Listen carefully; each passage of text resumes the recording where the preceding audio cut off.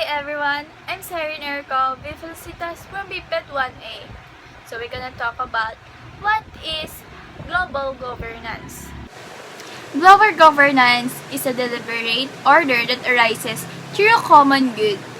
Institutions, procedures, standards, formal agreements, and informal channels. Global governance includes actions which transcends national borders on an international, transnational, and regional level and which are based on laws and regulations enforced with a combination of economic and moral encouragement. Global governance mechanisms consist of public and private sector features and techniques.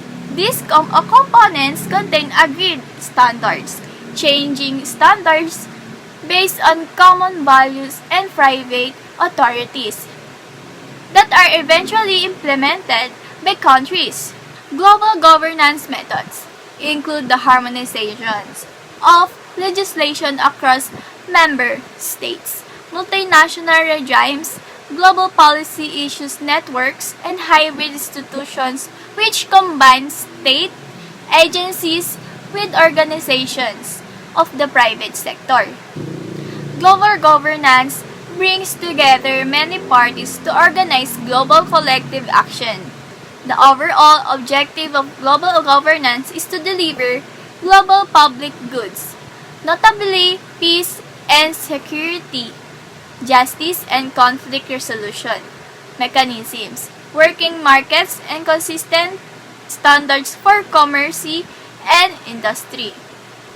A key global public benefit is disastrous risk management, setting up enough procedures to maximize the chance and effect of any catastrophe that might lead to the death of comparable harm of 1 billion people across the globe. See the worldwide catastrophic risk list here. The United Nations is currently the primary agency responsible for global governance. It was created in 1945 as a means of preventing future wars of the size after the Second World War. The United Nations does not unite the people of the globe directly, but the sovereign governments. Today, it has 193 members who make proposals through the United Nations General Assembly. The major mandate of the UN is to safeguard global security through the Security Council in particular. Moreover, through the International Court of Justice, the United Nations may resolve international legal matters and implement its major decision by the Secretariat led by the Secretary General. A number of areas has been added since 1945 to the United Nations primary mandate.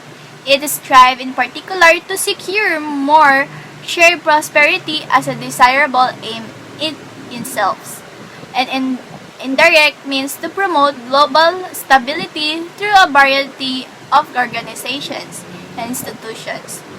In 2015, the United Nations set forth the Sustainable Development Goals as a significant endeavor to this effect and to achieve common objectives for the planet's collective destiny. Others with the worldwide mission have an essential role to play in world governance outside the United Nations. The so-called Bretton Woods institutions are of prime importance. The World Bank and the IMF that have the task of regulating the global economy and credit markets for the same reasons. These institutions are often criticized for preserving economic inequality and are not without their criticism. A spectrum of organizations functioning as intermediaries are used more widely for global governance. These are the regional coordinating organizations such as the EU or ASEAN that are responsible for coordinating their members' policies in a particular geographical area. They also include strategic or economical efforts led by one nation, for example, NATO in the US, or the China Belt and Road Initiative, or more general, defense and economic integration coordinates, such as APEC or ANZUS. Finally, global governance depends on looser fora, including the G20, the G7, and the World Economic Forum. They do not establish treaties but provide venues to congregate, exchange ideas, coordinate policies, and establish standards. This category may be extended by multi-stakeholder organizations, such as the IETF and the World Wide Web Consortium to align global standards. The goals of global governance are therefore to negotiate solutions to challenges affecting more than one country or area.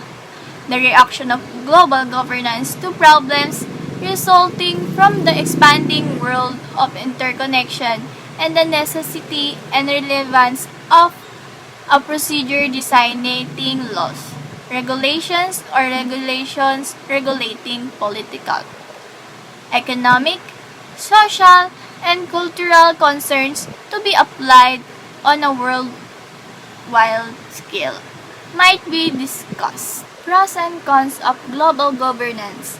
The globe needs both official and informal governance systems. To be integrated into the global arena was highlighted by Verhezen and Morse. Both recognize some advantages and disadvantages resulting from global governance. Verhezen and Morse said in their identification of the contrast that global government may develop relationships between various peoples and therefore enable them to access certain resources that would not be available until each country shuts its borders and insists on the individual rule. Both academics emphasize, however, that if world governance is to be harvested, any international organization must aim to adhere solely to sustainability ideals. The prospect of having the capacity for long-term development into global corporate citizenship as the positive global unifying governance principles. They nonetheless highlighted that this would be feasible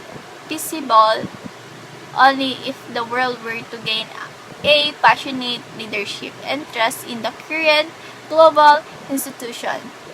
According to Verhezen and Morse, world governance has the ability to develop new, innovative, integrated corporate solutions that may address today's many global issues.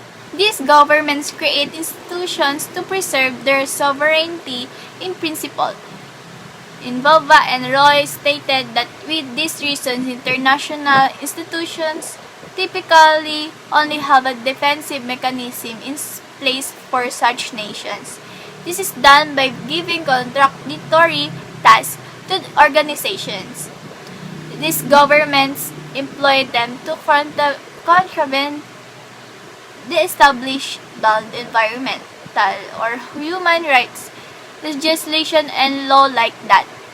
They also pointed out that although interaction between different institutions appears in principle to have positive effects, it does not provide win-outs and may even lead to conflicted consequences, which in turn can lead to uncertainty in international law.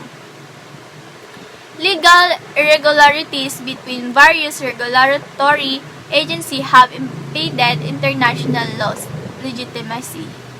Identifying the disadvantages of global management, the fact that certain countries are built just for certain of the current international organizations to compete.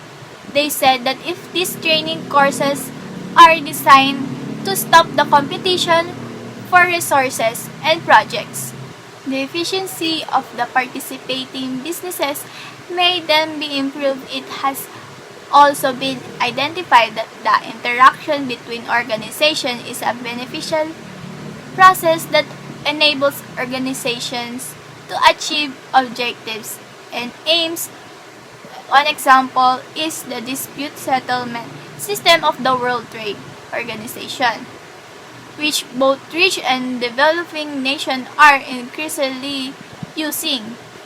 Company governance cannot remove misbehavior or crimes of authoritarian leaders across the globe totally. It will certainly assist to improve the way a country functions. It is also clear that a good governance country attracts more investment. Thank you for watching this video. I'm Cyrene Felicitas from BSEd 1A.